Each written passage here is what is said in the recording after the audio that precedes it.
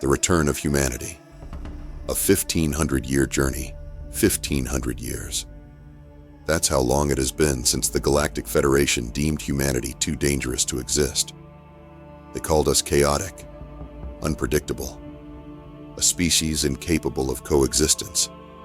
And so, they decided to cleanse us. Earth burned under their assault. Entire cities crumbled into dust. Oceans boiled, and the cries of billions were drowned out by the silence that followed. The Federation erased humanity from the records of history, ensuring that no trace of us would remain. But history is not so easily erased. After centuries of silence, humanity has returned. Not as the fractured, warring species the Federation once feared, but as something more. Something unified. Something prepared. A ship cuts through the thick clouds of Earth's atmosphere, its hull reflecting the golden hues of a long-lost home. Within its walls, a team of explorers, pioneers, and survivors prepare to take their first steps on the soil of their ancestors. They are not just reclaiming a planet. They are proving to the universe that humanity endures. As the ship descends, the land below stretches out in a vast, desolate expanse. The bones of a once great civilization lie scattered across the landscape. Skyscrapers now overgrown with vines, highways crumbling into dust, monuments to human achievement standing defiantly against time. This was Earth. This was home. The first boots touch the ground. Silence greets them. They expected a dead world, a land untouched for centuries. But what they find is something else. Life. The Earth has changed. Flora and fauna have evolved in unexpected ways, thriving in the absence of human interference. The air is rich, the soil fertile. Humanity's absence did not mean extinction. It meant transformation. Among the ruins, they find remnants of technology, buried archives, and echoes of a civilization that refused to be forgotten. Ancient databases, encrypted messages, and artifacts of the past whisper stories of those who refused to bow to the Federation's judgment. But they are not alone. In the shadows of ruined cities, survivors emerge. Humans who endured. They were never truly gone. They adapted. They changed. They rebuilt in ways no one could have imagined. They speak of the years that followed the Great Purge, of their struggle to survive without the knowledge or tools of the old world, of their own battles, not just against nature, but against themselves. These lost children of Earth do not welcome the newcomers with open arms. They see them as intruders, as outsiders who left while they stayed and fought. They do not trust them. Tension lingers in the air. The choice is clear. Fight for dominance, or find a way to heal the fractures that still divide them. Humanity has a choice. They could make the same mistakes as before, allowing distrust and fear to drive them apart. Or they could choose a new path, one built on unity, on shared purpose. Through careful diplomacy, through patience and understanding, the walls between them begin to crumble. Knowledge is exchanged, resources are shared. The ruins of the old world become the foundation of something greater. As the seasons pass, the scars of the past begin to heal. A new civilization takes root, one that embraces both the wisdom of the ancients and the resilience of those who never left. Old technology is revived, mixed with new discoveries. Cities begin to rise from the ashes, not as monuments to power, but as symbols of endurance. But in the darkness of space, the Federation watches. The eradication of humanity was supposed to be absolute. And yet, against all odds, they have returned, thriving, rebuilding. A meeting is called in the halls of the Federation, where the rulers of countless worlds deliberate over what must be done. Some call for another purge, an end to the unfinished war. Others hesitate, recognizing that this is not the same species they condemned centuries ago. Meanwhile, on Earth, the people prepare. They know the Federation will not remain silent forever. The time for hiding is over. If war comes again, humanity will not face it divided. They will stand together. A year passes. The planet flourishes once more. Fields of crops sway in the wind. Towers of light pierce the sky, and the laughter of children fills the air. A festival is held. A celebration of survival, of rebirth, of victory.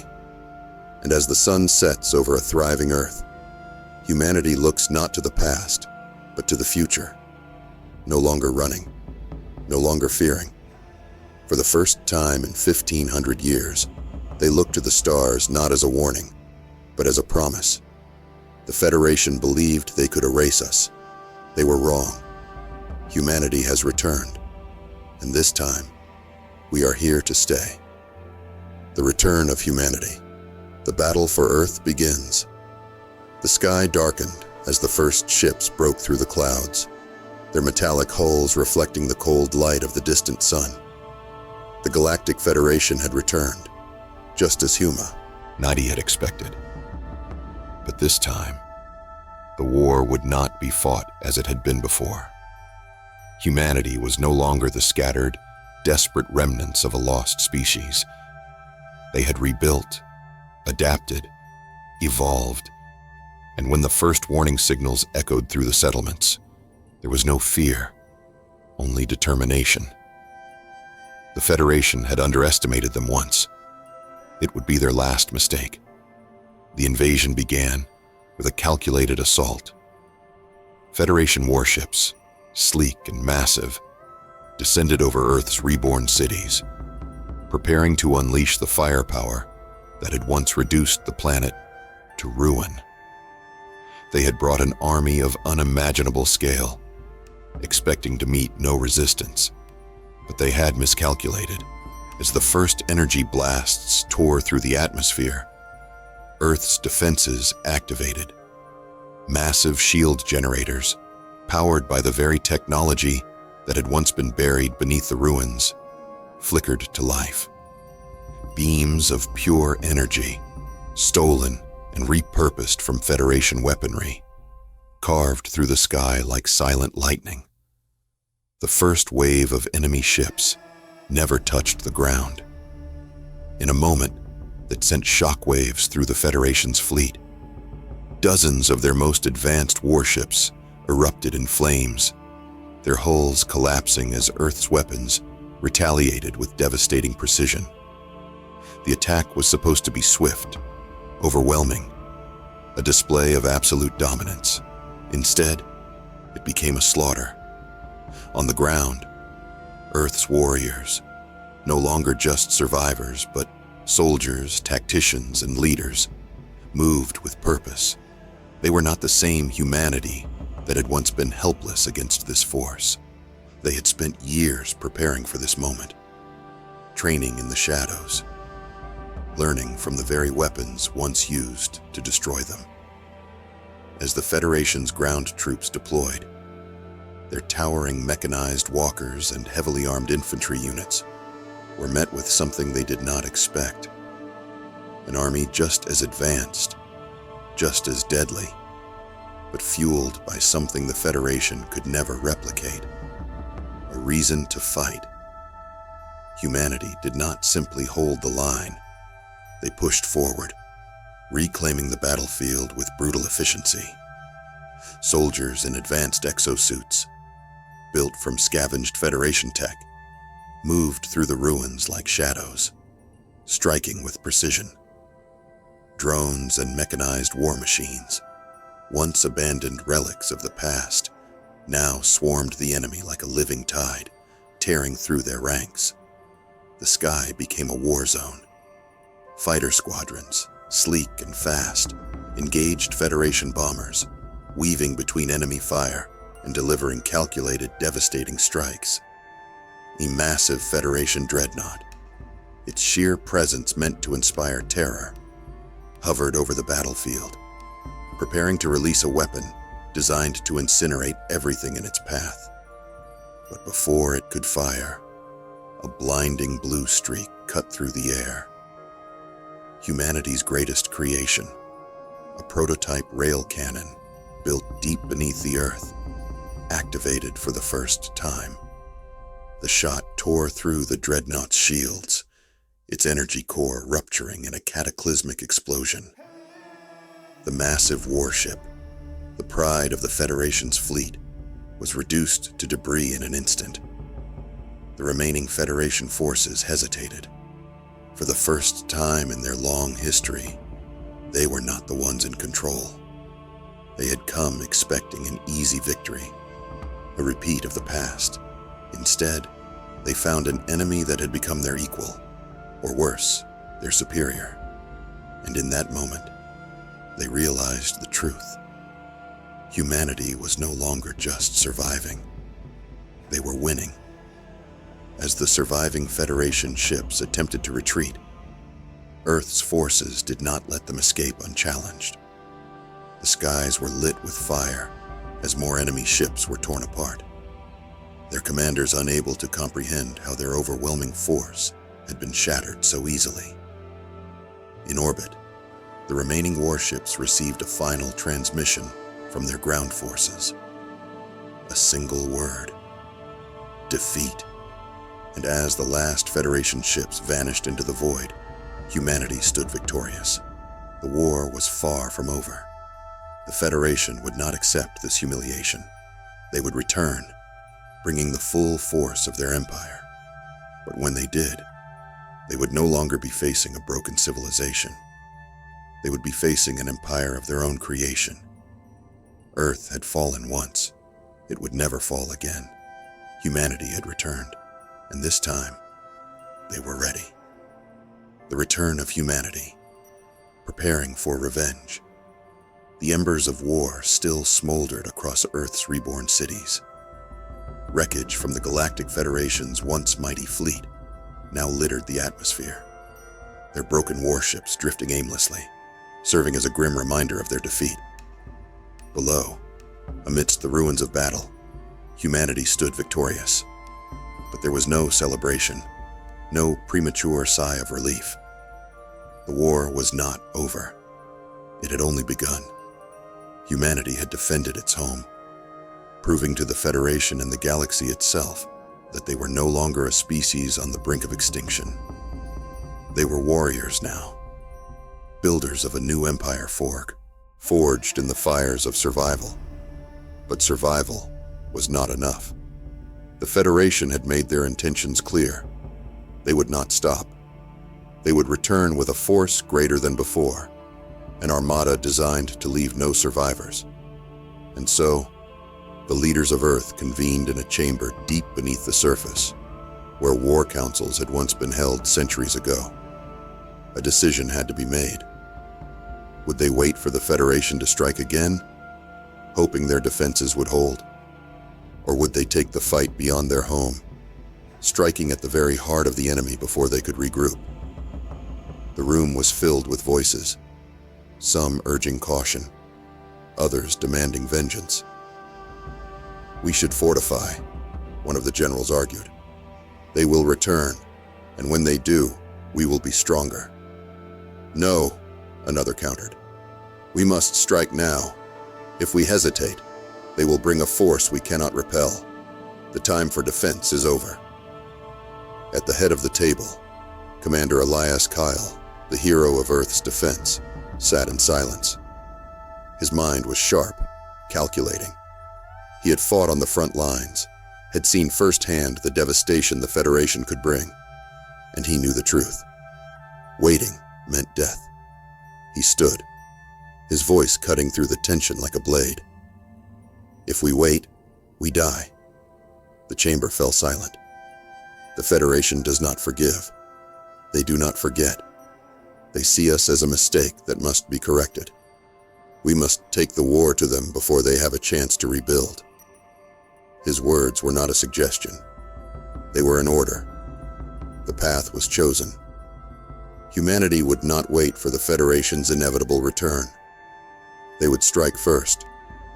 The birth of the first human armada. Across Earth and its colonies, war factories roared to life. Forged from the wreckage of Federation warships, repurposed and improved, the first Earth armada was born. Warships unlike anything humanity had ever built emerged from dry docks, each one faster, stronger, and more advanced than their predecessors. No longer were they merely defenders. Now, they were conquerors. A fleet of battleships, carriers, and strike craft filled the void above Earth, their hulls marked with the sigil of a united humanity. Pilots trained relentlessly, engineers worked tirelessly, and soldiers sharpened their skills for the war to come. But technology alone would not be enough. Humanity needed intelligence. The Shadow War, the first strike in the dark. The Federation spanned thousands of worlds, an empire built on control and fear. A direct attack on its core would be suicide. But a Shadow War? A war fought in secrecy, in the cracks between empires? That was where humanity would begin.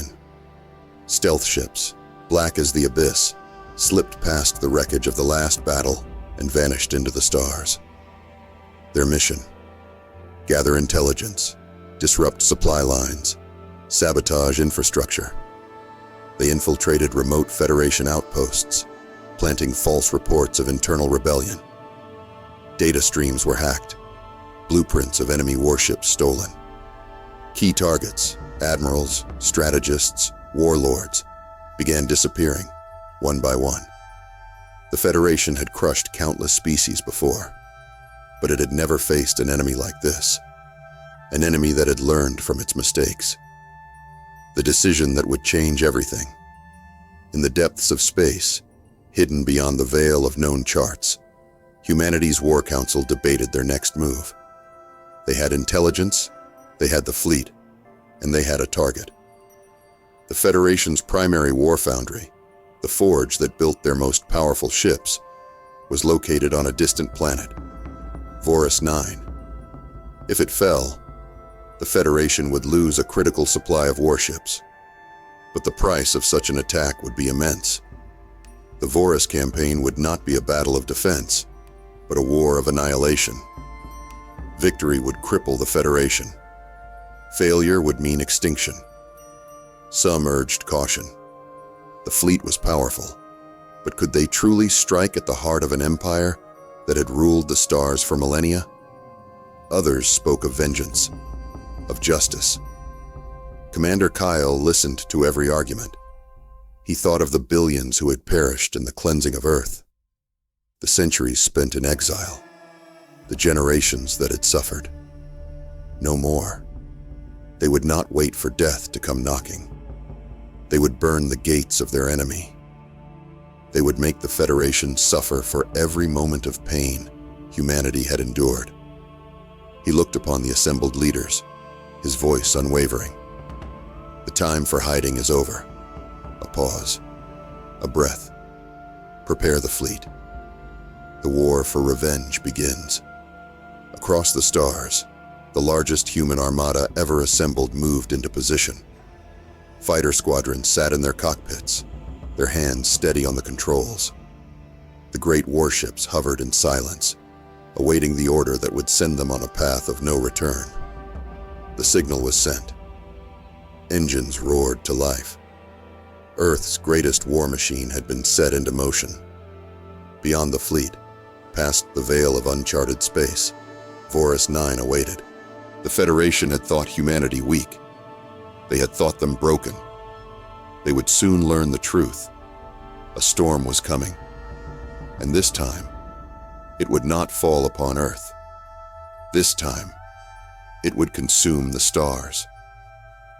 As the fleet vanished into the dark expanse of space, a single transmission was sent to the Federation's high command.